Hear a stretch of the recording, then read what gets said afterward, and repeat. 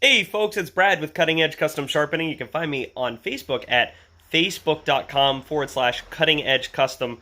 Real quick, coming to you from my couch, having my morning coffee here. Because everybody, you got to show the internet coffee, right? Using my wife's Tinkerbell mug. Why? My mug is dirty. I didn't wash it, so I got to use the wife's mug.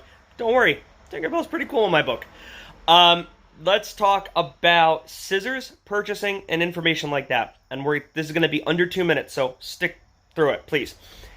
Number one, if you're buying a scissor from a company who makes claims as to the origin of the steel, who makes claims as to the country of origin that they're made in, or uses deceptive marketing practices like saying that they're certified Japanese or they're assembled in a country or something like that, you really need to do your research. There are a lot of companies that are selling $1,000 scissors that are in fact made in China for between $5 and $15 a piece. And it's really frustrating. Some of those companies actually have decent shears, but not at the price they're asking for them. So number one, you need to make sure that the country of origin is marked on the shear specifically or is in writing.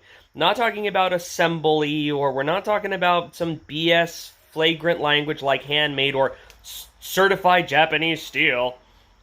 That's not what I'm talking about. It needs to say, I wish I had a scissor next to me here to show you. It needs to say something like made in Japan, made in China, made in Korea. Has to say those things. Absolutely has to say it.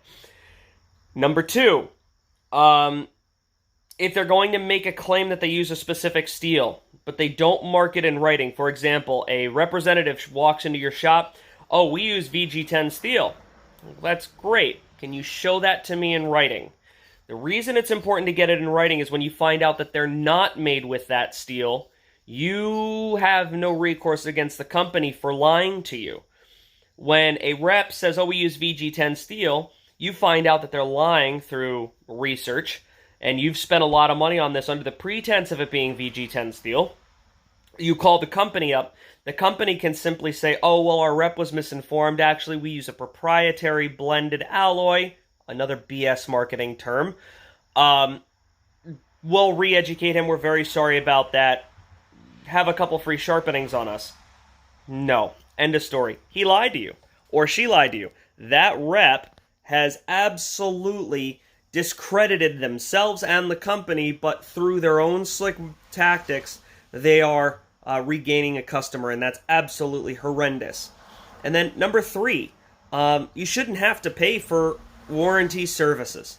A lot of companies that sell shear insurance seems like a great idea up front, especially if you're using their sharpening, but I find a lot of people that use the sharpening from these companies that they're paying however much a month for are not getting a brand new shear back with every sharpening. They're getting a shear that has been sharpened decently, but the edge type is incorrect, and it's quite clear that it's a bulk processing sharpening that they're doing on these versus an individualized sharpening service.